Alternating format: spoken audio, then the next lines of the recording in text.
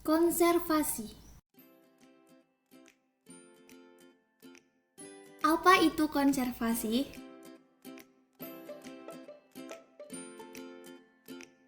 Konservasi menurut UU nomor 5 tahun 1990 yaitu pengelolaan SDA hayati yang pemanfaatannya dilakukan secara bijaksana untuk menjamin persediaannya dengan tetap memelihara serta meningkatkan kualitas keanekaragaman serta nilai-nilainya. Selanjutnya yaitu tujuan konservasi. Dalam konservasi memiliki beberapa tujuan, yaitu yang pertama, memelihara dan melindungi dari tempat yang bernilai tinggi agar tidak punah, hancur maupun berubah. Lalu yang kedua, memiliki tujuan penekanan kembali dari penggunaan lama supaya tidak terlantar. Maksudnya ialah menghidupkan kembali fungsi lama menjadi fungsi baru yang dibutuhkan. Ketiga, bertujuan di dalam melindungi segala macam benda yang mempunyai nilai sejarah atau juga benda pada zaman purbakala dari kerusakan atau juga kemusnahan yang diakibatkan oleh faktor alam, mikroorganisme, dan juga kimiawi. Dan yang terakhir ini ialah untuk melindungi segala macam benda cagar alam yang dilakukan dengan secara langsung ialah dengan membersihkan, memperbaiki, serta memeliharanya, baik itu dengan secara fisik atau juga langsung dari pengaruh segala macam faktor seperti faktor lingkungan di mana bisa merusak benda-benda tersebut. Konservasi in situ dan ex situ. Konservasi in situ adalah konservasi tempat atau konservasi sumber daya genetik dalam populasi alami tumbuhan atau satwa. Hal ini merupakan proses dalam melindungi spesies tanaman atau hewan yang terancam punah di habitat aslinya. Cara konservasi in situ dengan mendirikan cagar alam, suaka marga satwa, dan taman nasional. Contoh taman nasional diantaranya yaitu Taman Nasional Ujung Kulon, Taman Nasional Tanjung Puting, Taman Nasional Kerinci, Taman Nasional Gunung Gede Pangrango, Taman Nasional Komodo, dan Taman Nasional Gunung Lauser. Kelebihan konservasi in situ: yang pertama, tidak mengalami stres. Yang kedua, tidak kehilangan sifat alamiahnya. Dan yang ketiga, tidak memakan dana sebesar konservasi ex situ. Dan untuk kekurangannya, kurang dapat dikontrol, tingkat penyebarannya sempit, dan bencana memusnahkan semua yang ada di dalam wilayah konservasi. Konservasi ex situ adalah konservasi yang melindungi spesies tumbuhan dan hewan langka dengan mengambil dari habitat yang tidak aman atau terancam dengan ditempatkan ke perlindungan manusia.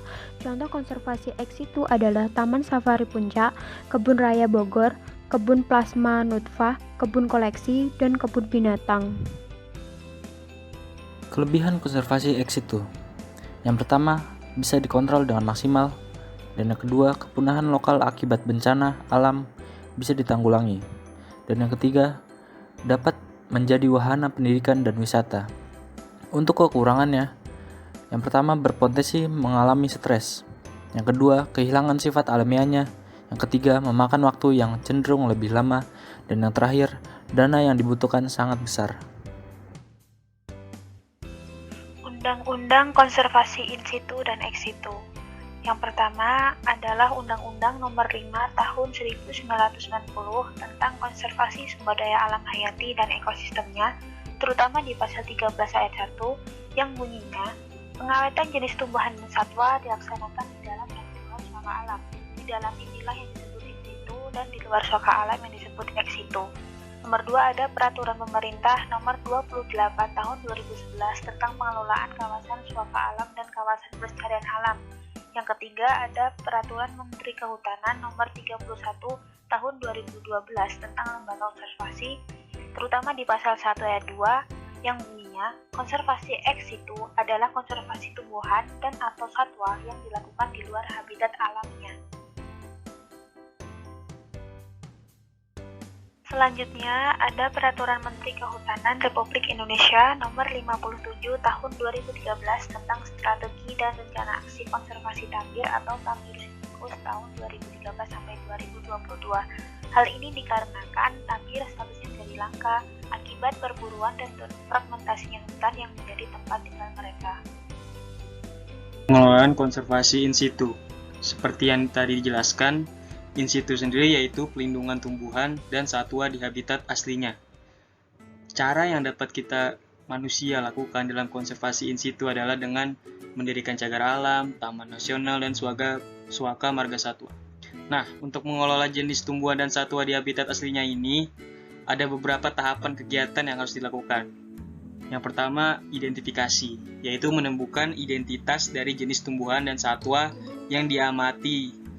Cara yang paling populer yakni dengan membandingkan tumbuhan atau hewan yang ingin diketahui dengan gambar di dalam buku, atau antara tumbuhan dengan material herbarium yang sudah diketahui identitasnya.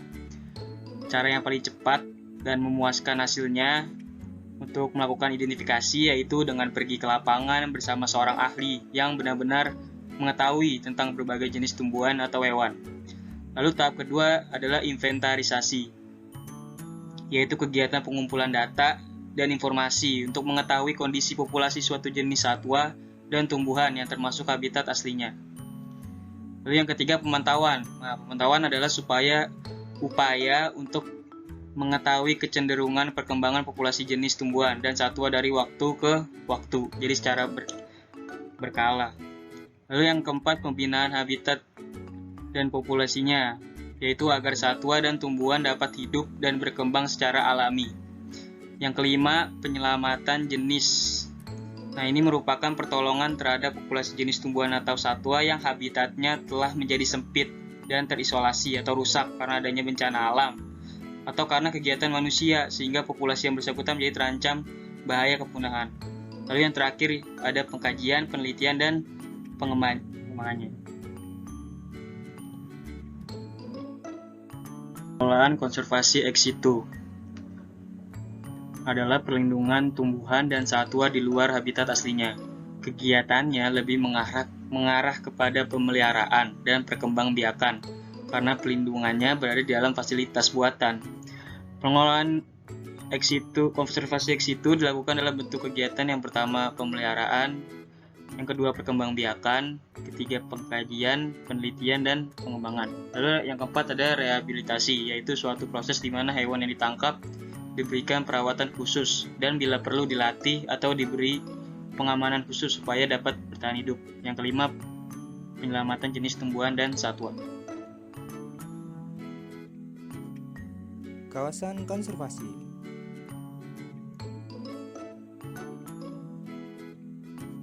Cagar alam memiliki 3 pembahasan, meliputi pengertian, karakteristik, serta pemanfaatan. Pertama, pengertian. Cagar alam adalah kawasan suaka alam yang karena keadaan alamnya mempunyai kekhasan tumbuhan, satwa, dan ekosistemnya, atau ekosistem tertentu yang perlu dilindungi dan perkembangannya berlangsung secara alami. Yang kedua, karakteristik. Memiliki keanekaragaman jenis tumbuh-tumbuhan dan juga ekosistem, serta mewakili formasi dari biota tertentu. Memiliki komunitas tumbuh-tumbuhan dan juga ekosistem yang langka atau yang hampir punah. Memiliki kondisi alam yang alami dan belum terganggu campur tangan manusia. Memiliki ciri khas potensi yang menjadi contoh bagi ekosistem yang keberadaannya membutuhkan upaya perlindungan. Yang terakhir adalah manfaat dari cagar alam. Pertama, penelitian dan pengembangan ilmu pengetahuan. Kedua, pendidikan dan peningkatan kesadartahuan konservasi alam. 3. Penyerapan dan atau penyimpanan karbon. 4. Pemanfaatan tumbuhan dan satwa liar. Serta yang terakhir, pemanfaatan sumber plasma nutfah untuk penunjang budidaya. Di sini terbagi menjadi 3 subtopik. Yang pertama adalah pengertian dari suaka marga satwa, yang kedua adalah tujuan, dan yang ketiga adalah karakteristik. Pertama dalam suaka marga satwa yaitu pengertian. Pengertian suaka marga satwa menurut Undang-Undang Republik Indonesia Nomor 5 Tahun 1960 adalah sebuah kawasan suaka alam yang memiliki ciri khas berupa keunikan atau keanekaragaman jenis satwa yang untuk kelangsungan hidupnya dapat dilakukan pembinaan terhadap habitatnya. Definisi menurut Kamus Besar Bahasa Indonesia atau KBBI, suaka marga satwa adalah cagar alam yang secara khusus digunakan untuk melindungi binatang liar di dalamnya. Lanjut, yang kedua ialah tujuan dan manfaat dari suaka marga satwa itu sendiri. Ada 6 manfaat. 6 tujuan dan manfaat dari satwa marga satwa. Yang pertama, melindungi satwa dari para pemburu. Yang kedua, mengembangbiakan satwa agar tidak punah. Yang ketiga, melestarikan satwa agar bisa hidup seperti di alam aslinya. Yang keempat, melindungi ekosistem tertentu secara keseluruhan. Yang kelima, sebagai sarana ilmu pengetahuan. Dan yang keenam, menunjang budidaya dan rekreasi. Selanjutnya ialah karakteristik dari suaka marga satwa. Karakteristik dari suaka marga satwa di sini saya bedakan menjadi dua hal. Yang pertama ialah karakteristik dari segi iklim dan karakteristik dari segi geografis. Karakteristik yang pertama ialah karakteristik dari sisi iklim. Eksistensi kawasan suaka marga satwa jelas dipengaruhi oleh tata letak astronomi. Jika letaknya di sekitar garis khatuliwah, ciri khas satwanya berupa satu endemik hewan tropis. Jika jauh dari khatuliwah, kemungkinan jenis satwanya adalah subtropis. Dimana biasanya kalau subtropis itu seperti hewan-hewan yang bisa hibernasi pada musim dingin, seperti contohnya adalah beruang. Karakteristik yang kedua ialah dari sisi geografis. Sebuah suaka marga satwa dapat terbangun karena adanya perubahan iklim tertentu yang membahayakan satwa sehingga perlu kawasan konservasi. Karena perbedaan tata letak geografis ini, banyak hewan yang tidak bisa keluar dari daerahnya sendiri. Contohnya ialah hewan komodo yang ada di Pulau Komodo. Hewan tersebut tidak bisa hidup di luar pulau tersebut. Sangat jarang kemungkinan ia bisa survive di tempat lain selain Pulau Komodo itu. Sekian. Taman Nasional. Nah, di sini kita akan mencoba untuk mencari tahu pengertian Taman Nasional, kriteria penetapan, serta tujuan dan manfaatnya. Taman Nasional merupakan kawasan pelestarian alam yang mempunyai ekosistem asli dan dikelola dengan sistem zonasi. Kriteria penetapan Taman Nasional. Yang pertama, memiliki sumber daya alam hayati yang khas dan unik serta alami. Yang kedua, memiliki satu atau beberapa ekosistem yang masih utuh. Yang ketiga, mempunyai luas wilayah yang cukup untuk kelangsungan proses ekologis. Dan yang keempat, merupakan wilayah yang dapat dibagi ke dalam 4 zona. Tujuan dan manfaat Taman Nasional yaitu sebagai sarana penelitian dan pengembangan ilmu pengetahuan, sarana pendidikan dan peningkatan kesadartahuan konservasi alam, pemanfaatan air, angin, panas dan wisata alam, pemanfaatan tumbuhan liar sebagai bahan obat-obatan, pemanfaatan sumber plasma nutfah untuk penunjang budidaya, serta pemanfaatan tradisional. Taman wisata alam. Di sini kita akan membahas 4 subbab. Yang pertama yaitu adalah pengertian, yang kedua adalah manfaat, yang ketiga adalah pengelolaan, dan yang keempat adalah masalah dalam pengelolaan taman wisata alam. Taman wisata alam. Pengertian taman wisata alam yaitu hutan wisata yang mempunyai berbagai keindahan alam, baik keindahan flora dan fauna maupun keindahan alam itu sendiri, yang mana memiliki keunikan corak untuk kepentingan rekreasi dan kebudayaan. Manfaat taman wisata alam. Yang pertama sebagai sarana rekreasi dan wisata. Yang kedua sarana edukasi, dan yang ketiga sebagai sarana penelitian. Pengelolaan taman wisata alam. Pengelolaan taman wisata alam adalah pemerintah daerah setempat yang melakukan upaya perlindungan keanekaragaman tumbuhan dan fauna beserta ekosistemnya. Garis besar kegiatan dalam kawasan ini meliputi upaya perlindungan, pengawetan, dan pemanfaatan kawasan. Kemudian yang terakhir, masalah dan tantangan pengelolaan taman wisata alam. Yang pertama, pembangunan dan pengelolaan taman wisata alam juga memiliki masalah atau tantangan yang harus dihadapi. Salah satunya tantangannya adalah adanya pembakaran liar oleh pihak-pihak yang tidak bertanggung jawab. Kemudian yang kedua, pengelolaan yang berpindah-pindah tangan dari satu pihak ke pihak lain akan menyebabkan penyalahgunaan wewenang pengelolaan sehingga adanya ancaman kawasan ini tereksploitasi secara berlebihan. Kemudian yang terakhir, masyarakat yang turut serta berperan dalam pengelolaan taman wisata alam juga berpotensi untuk melakukan tindakan yang tidak sejalan dengan peraturan yang ada, misalnya merusak dan melakukan pemungutan liar atau pungli. Taman Hutan Raya. Nah, apa sih Taman Hutan Raya itu? Bagaimana kriteria penetapannya? Serta apa manfaat dari Taman Hutan Raya? Jadi, Taman Hutan Raya merupakan kawasan pelestarian alam untuk tujuan koleksi tumbuhan dan atau satwa yang alami maupun bukan alami. Kriteria penetapan Taman Hutan Raya didasarkan kepada 3 hal. Yang pertama, memiliki suatu ciri khas baik asli maupun buatan. Yang kedua, memiliki keindahan alam, contohnya sumber air panas dan sumber mata air. Dan yang ketiga, memiliki luas wilayah yang cukup untuk menampung berbagai macam tumbuhan dan satwa.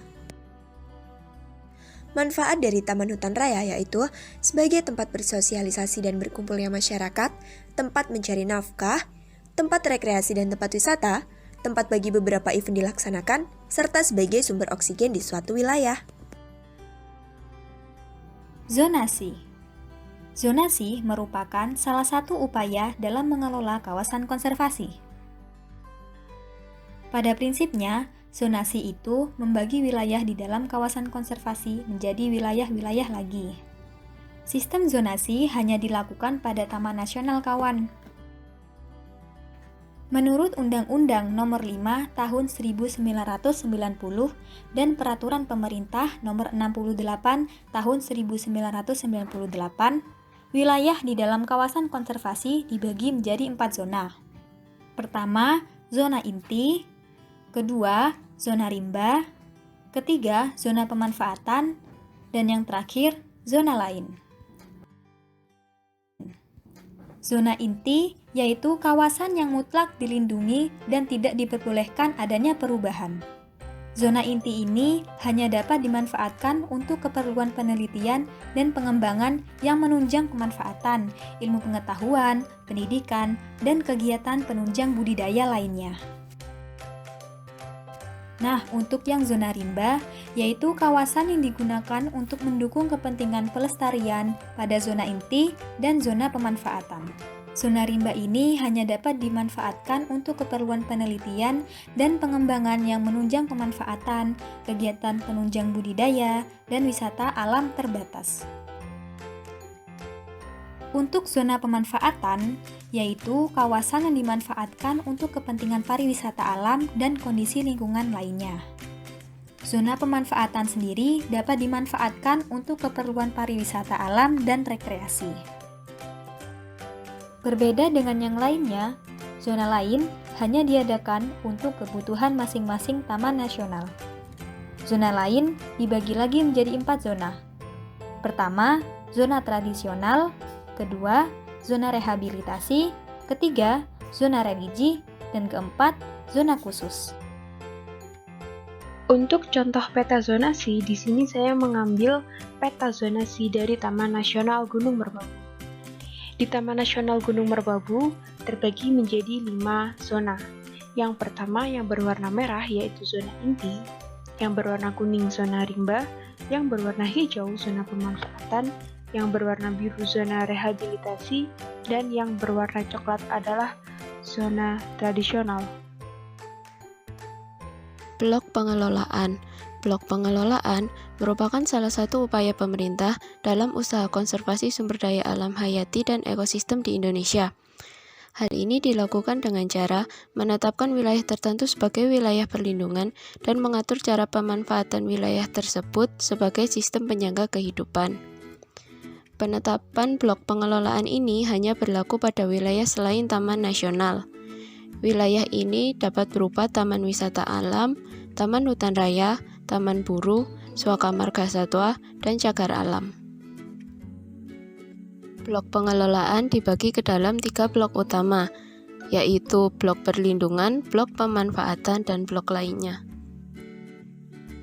Blok perlindungan merupakan bagian dari kawasan konservasi yang ditetapkan sebagai areal untuk perlindungan keterwakilan keanekaragaman hayati dan ekosistemnya. Blok pemanfaatan merupakan bagian yang ditetapkan karena memiliki letak, kondisi, dan potensi alam yang sesuai untuk kepentingan pariwisata. Blok lainnya merupakan bagian tambahan dari suatu kawasan konservasi yang peruntukannya disesuaikan dengan masing-masing kawasan. Blok lainnya dibagi menjadi 3. Yang pertama ada blok rehabilitasi. Blok rehabilitasi merupakan bagian yang ditetapkan sebagai areal untuk pemulihan komunitas hayati dan ekosistemnya yang mengalami kerusakan. Yang kedua ada blok religi, budaya, dan sejarah. Wilayah ini diperuntukkan sebagai tempat untuk pelaksanaan kegiatan keagamaan, kegiatan adat budaya, maupun perlindungan nilai-nilai budaya atau sejarah lainnya. Yang ketiga ada blok khusus. Kawasan ini ditetapkan sebagai areal untuk sarana pendukung kehidupan masyarakat, seperti pembangunan sarana telekomunikasi dan listrik, jalur transportasi, dan sebagainya. Untuk pembagian peta zona blok, di sini diambil contoh dari peta zona blok kawasan wisata Ijen. Zona blok wisata kawasan Ijen dibagi menjadi 4. Yang berwarna merah muda itu adalah cagar alam kawasan Ijen. Lalu yang berwarna merah adalah blok perlindungan. Yang berwarna hijau muda adalah blok pemanfaatan, dan yang berwarna hijau tua adalah blok pemanfaatan terbatas. Bagaimana peran pencinta alam dalam upaya konservasi? Konservasi sendiri harus dimulai dari kesadaran masyarakat. Masih banyak masyarakat yang kurang edukasi mengenai kawasan lingkungan konservasi. Contohnya, seperti kawasan hutan lindung yang ditebang masyarakat untuk wilayah pertanian. Untuk itu, sebagai pencinta alam, kita dapat melakukan sosialisasi atau pendekatan kepada masyarakat. Contohnya seperti edukasi kepada anak-anak melalui cerita, video, maupun games, dan menginformasikan dampak serta bahaya dari kerusakan lingkungan. Selain itu, kita juga harus ikut aktif dalam kegiatan konservasi seperti reboisasi dan pelepasan satwa liar.